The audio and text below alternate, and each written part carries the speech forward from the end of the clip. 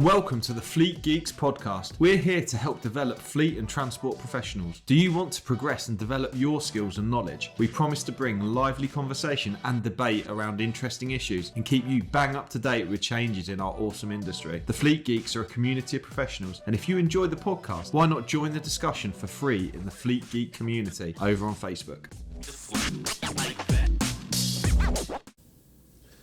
The red light is rolling, and welcome back to the Fleet Geeks podcast. My name's Pete, and I'm joined today by Mike. How you doing, Mike? Oh, I'm very well, thank you, Pete. Yourself? Yeah, good. Yeah, I'm very good, thank you. And we're joined again. We're really blessed to have a hat trick. Yeah, a hat trick of podcasts with Mr. James Adcroft. James, are you able to introduce yourself for the listeners, please? Yeah, thanks, Pete. Hi, thanks for having me back again, talking about a super interesting subject today. My name's James Adcroft. I'm a Transport Compliance Manager for a UK-based transport operator.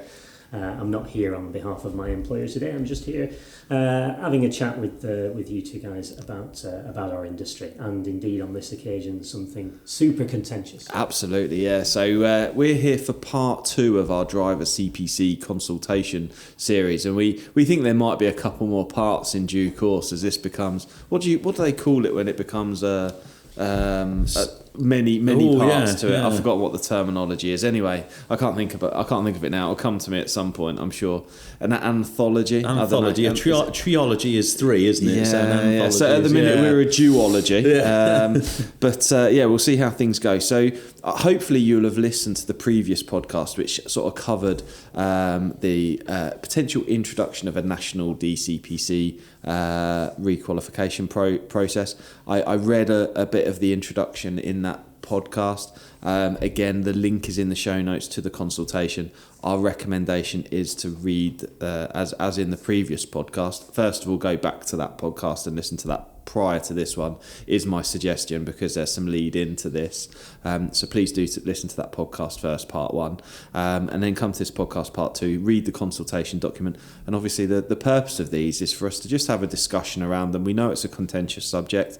You may or may not agree with some of the things we say, and that's okay.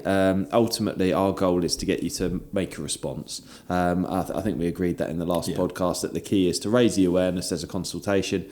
You got until the 27th of April to get a response in, and we're all obligated. It's something that is going to affect every single one of us in the industry, and therefore we have a duty to be able to respond to those. But this session we're going to focus on, there's a proposal, as part of the consultation, there's a proposal for returning drivers, and we're just going to focus on that one in this second part. So I'm going to read the consultation document for you guys, and then we're going to have a bit of a discussion. So the proposals for returning drivers. Returning drivers means those who have previously held a DCPC qualification but allowed this to lapse and want to return to driving for which a DCPC is needed. Currently, returning drivers need to complete 35 hours of DCPC training to regain their DQC before they can begin driving for commercial purposes. The concern is that this is creating a disproportionate burden and acting as barrier for experienced drivers. Current requirements delay when returning drivers can start working again, which can create a lag for businesses to factor in.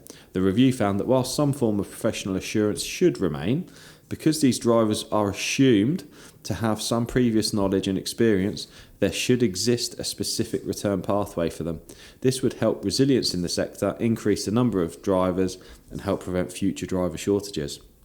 Completion of a specific return pathway would give an NDCPC, and I refer back to the previous podcast when I say N as in National DCPC qualification, and not permit driving to, from or within the EU. Drivers wanted to do this would need to complete a 35 hours of IDCPC, International DCPC, training where they could return. In terms of the specific return pathway, the following options are under consideration. The NDCPC periodic test proposal, or a return to driver training. Under either option, only drivers whose qualification had lapsed by more than 2 months but less than 2 years would be able to utilise them. This is to avoid purposeful short-term lapses by drivers while ensuring that drivers will still have retained a suitable level of knowledge and experience. The NDCPC periodic test proposal, this would be the same tests as covered under the NDCPC periodic test proposals, which we discussed in the last episode. These are the new periodic tests and the initial test resit. In this case, returning drivers would also be eligible to make use of them. And then interestingly, there's this option, return to driving training. Again, I'm reading from the page here. This would be a return to driving module tailored for the needs of experienced drivers. The subjects that this course should cover are in development, but it is thought that at a minimum they could include working time rules, tachographs, load security, passenger safety. This would be aimed at meeting the core values of road safety and professionalism in the sector. The proposal is for the return to driving module to be 7 hours, shorter than the current 35 hours of training, and after completion the driver is then eligible to drive for commercial purposes. There are two proposed options which are quite interesting, so I'm just going to outline those as well because there's lots for us to talk about here. The proposed options are, number one, after completing the return to driving module, which could be 7 hours, the entitlement to drive is valid for 1 year. The driver will then be required to complete a further 7 hours of training every year in order to renew their qualification, which will be issued on an annual rather than 5-year basis.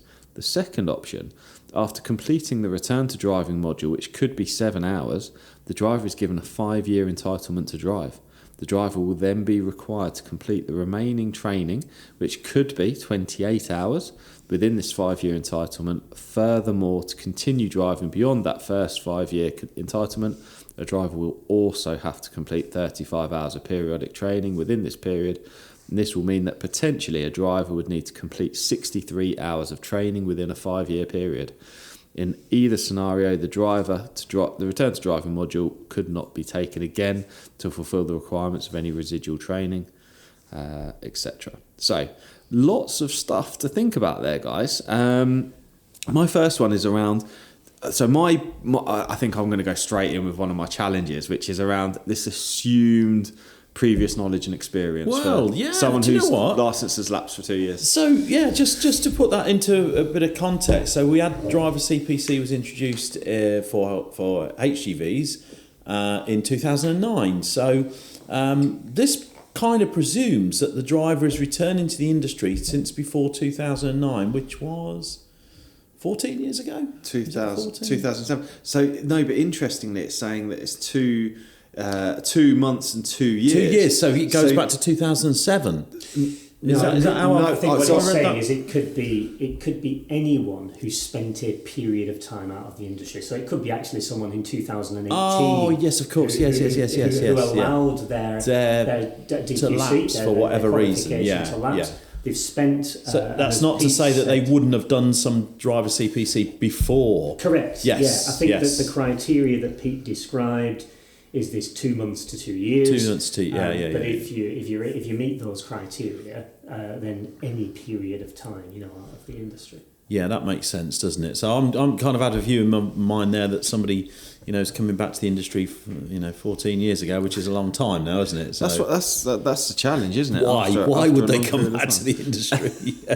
I think that whenever I read the term assumed experience, that concerns me really. But under either option, only drivers whose qualification had lapsed by more than 2 months but less than 2 years. So in essence, what James just said there, that I don't think that includes someone 2018. They would need to have been driving from at this point 2021, for example. Yeah, 2 years. Yeah, so they would have needed a DCPC from 2021 onwards. But I think my challenge with it is that potentially someone could pass their qualification and then not use it, let it lapse, and then because they'd have 5 years of CPC. They would have done something. Yeah. It is an interesting proposal, actually, isn't it? Because it's not actually that great. Potentially, it's not that great a volume of drivers. And I think therein lies the 2 points of discussion, actually, for me. One is, what do we think about this mechanism of making sure drivers are suitably qualified? And then secondly, and just as importantly, do we think that this is going to achieve its objective? The fundamental objective here is to bring drivers back into the industry. Actually, whatever that mechanism looks like, we also want to be satisfied that it will do its job and bring drivers back to us who've spent a time away. And I think both of those points are worth discussion. So I think my position from a first off, it'd be interesting to know the statistics of drivers who are between 2 months and 2 years elapsed at any point. Because I certainly wouldn't know that data, because you kind of got a couple of data points there. How many drivers have elapsed between 2 months and 2 years? I understand there being a time restriction of 2 months, because otherwise you could just go, actually, I'm not going to bother. I'm not going to bother, and I'll just crack on. But what volume of drivers? And then we're also relying on their propensity to want to come back after 2 years, which is an interesting thing. I wonder if they've got the data to back that time period up, actually. Whether there's something to do with the pandemic, whether it's they think they lost some drivers through the pandemic, I don't know whether that's the case, because as far as I'm aware, most operators were operating through the pandemic, and so drivers I would have thought so. And I'm just going to add this in there. My expectation, if you were to look at the data of valid CPCs, and I'm assuming the government have got the data to look at valid CPCs, right? Yeah.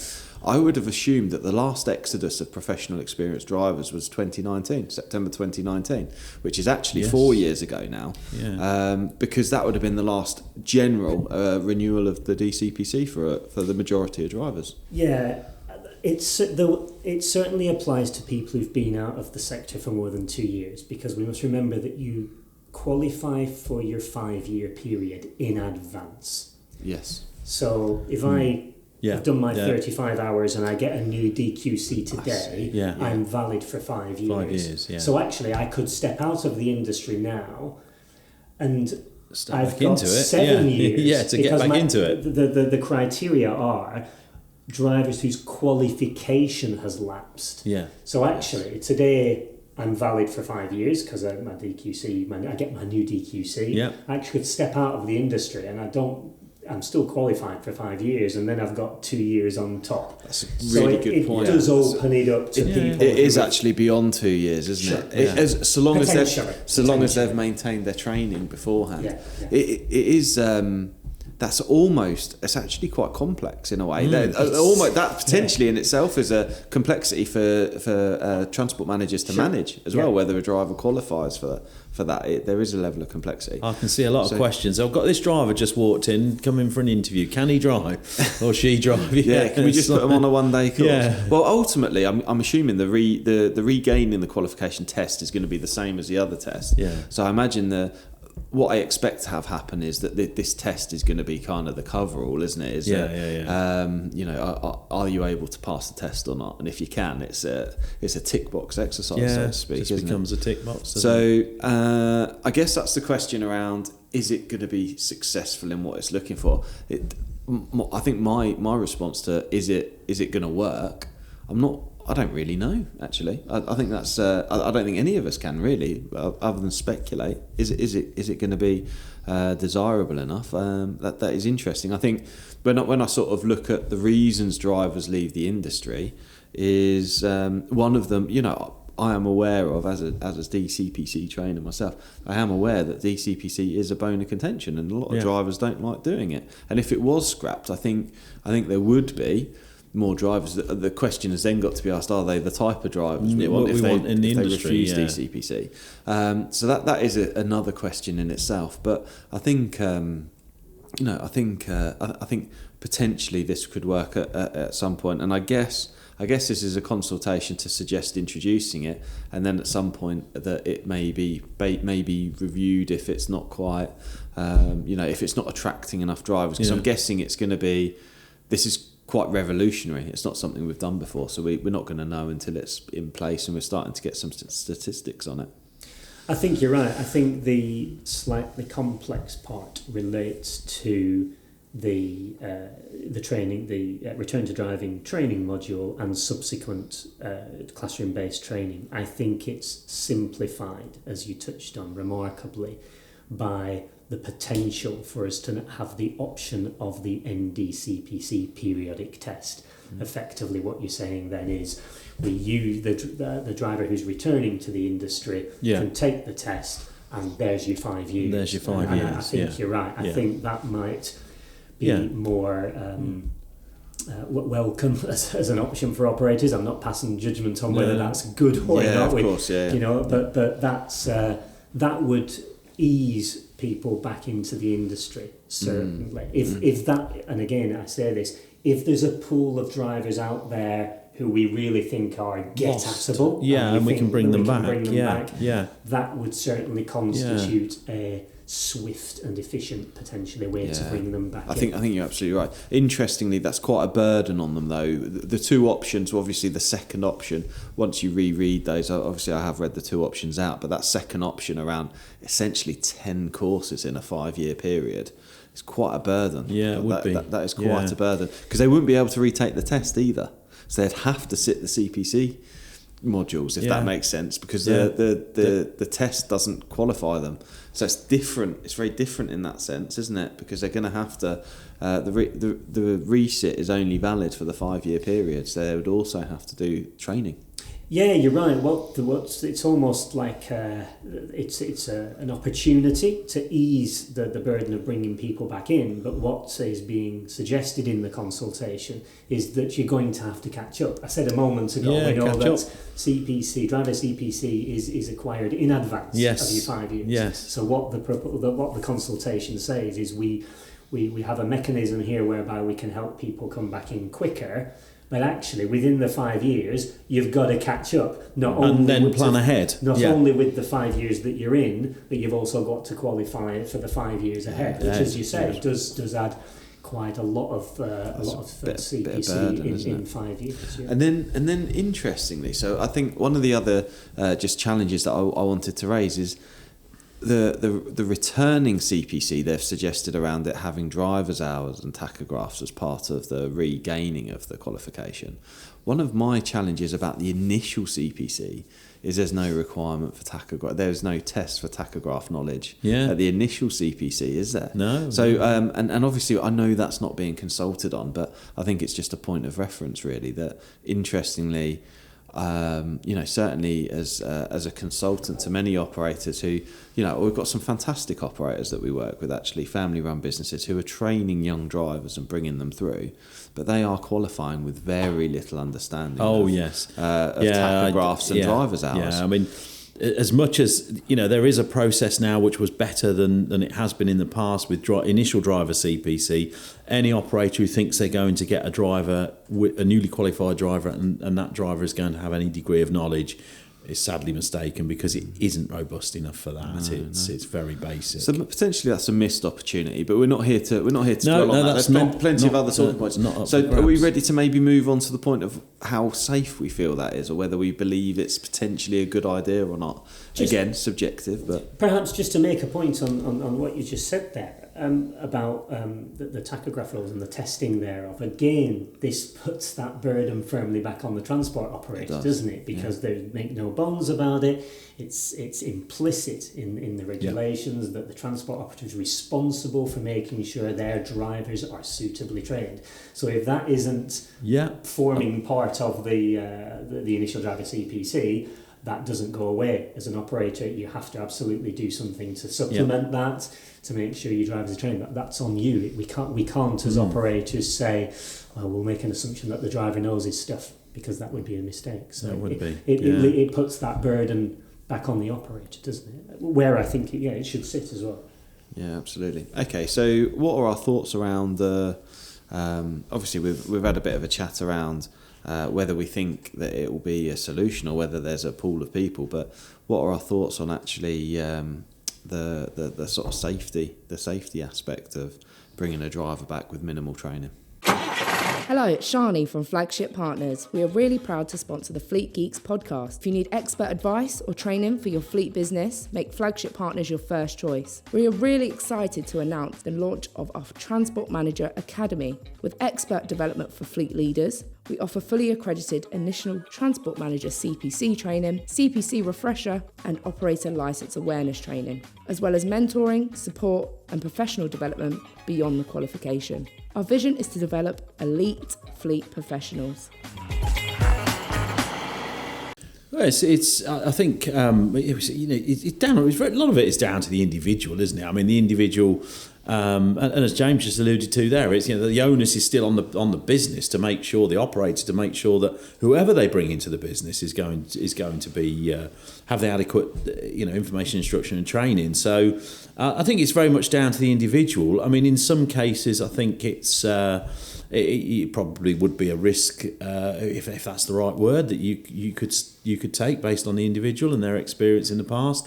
In other times, I think it could be, it could be highly risky, highly contentious, but it's certainly something they need to think about. What do you think, James? I think it demands that we tap as operators on other skills that we should have. Yeah. So what we must take care not to do is assume that a driver returning to the industry is going to pass a test and come and join us. No. As an operator, you're going to interview that driver. You're going to be an assessment of that driver, whether that be practical or theoretical or both.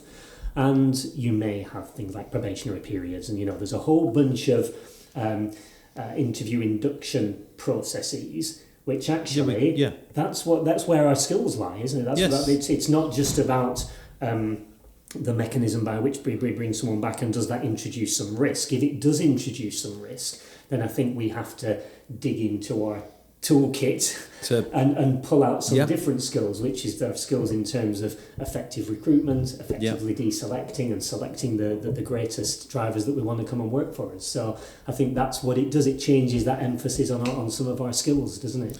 Yeah, I'd certainly agree with that. It's something we touched on in the previous episode, which is this requirement for operators to start to create their own training policy, their own training demands internally, because we need to look at doing training because it's the right thing to do, not because we're being told we have to do it.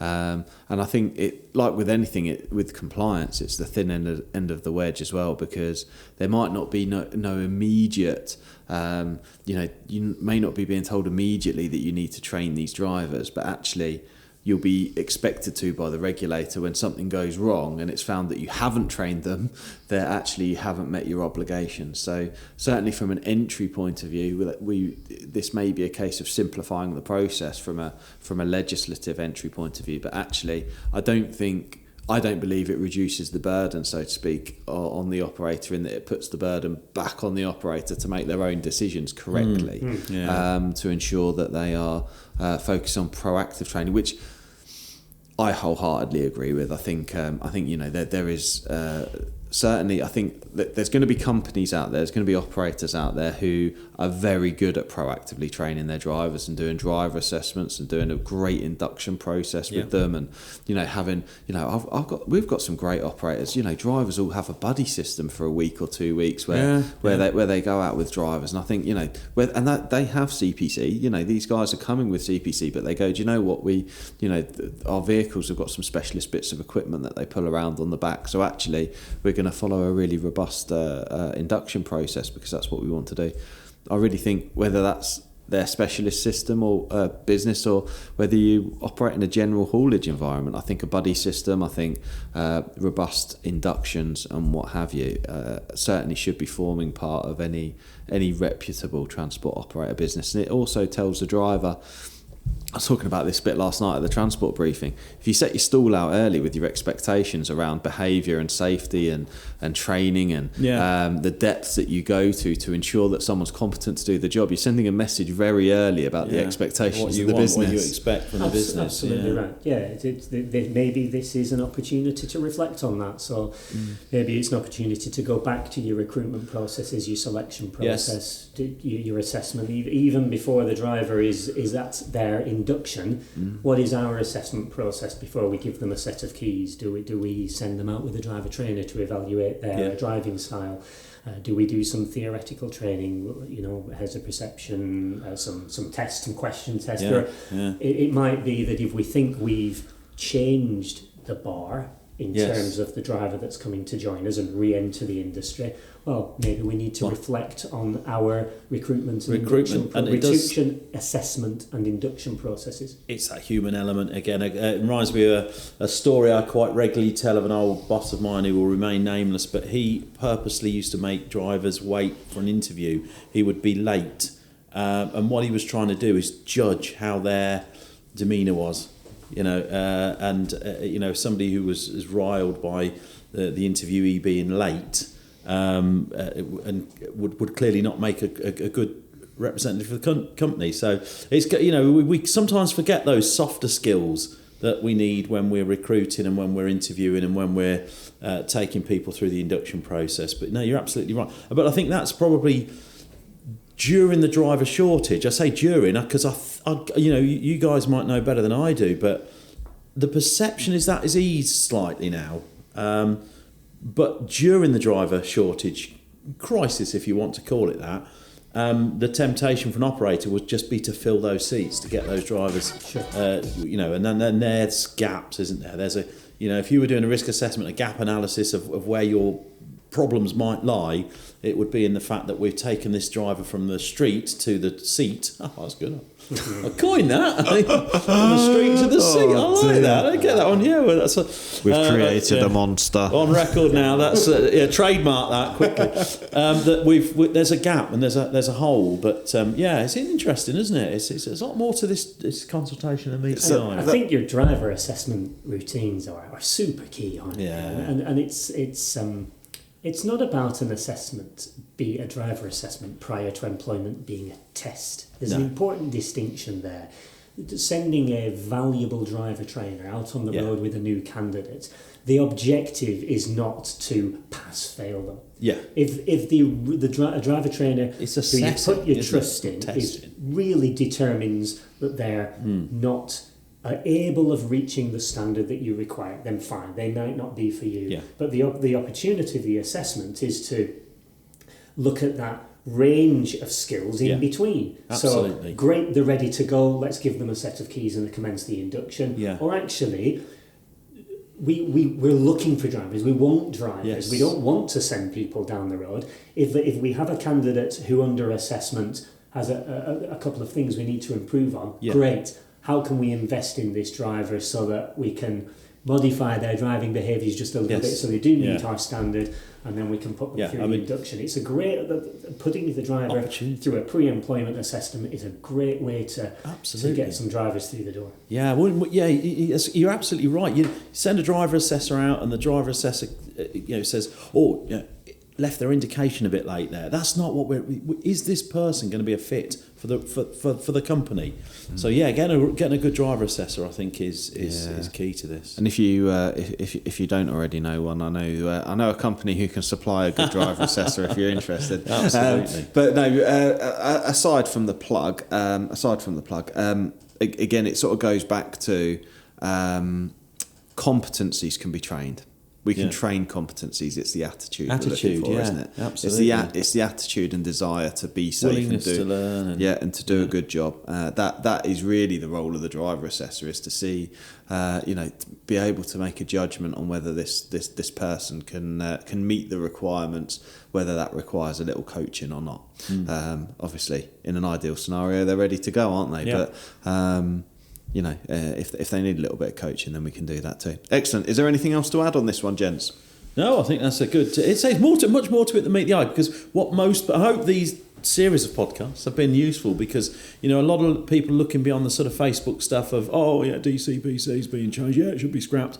Is a lot more to it than meets the eye. So there absolutely dig into it.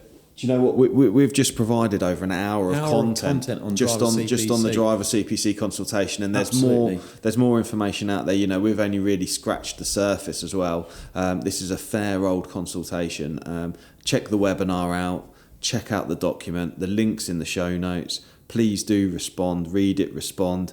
Get a real understanding for what's happening, because it's going to be here for it's going to be here for a while, isn't it? Absolutely. 27th of April it's going to close, and this is going to be the future. So it is the future. And the benefit you'll have now is actually you'll start to understand what the shape of it's going to look like. So when the announcement does come following the consultation, you're a little bit ahead of the curve too, because you kind of understand what we're looking at, rather than just going in, I don't really know. I don't really know what's happening. We can hit the ground running as well. So thank you for listening, and thank you for joining me, gentlemen. Thank you very much. Pleasure. And we'll see you on the next one. I hope you enjoyed today's episode. If you did, please share with your friends and colleagues too. Join us for free on Facebook with the Fleet Geeks community for transport and fleet managers. Fleet Geeks offers ongoing professional development, networking and mentoring too. So get in touch with me, Pete Rushmer, on any social media platform to find out more.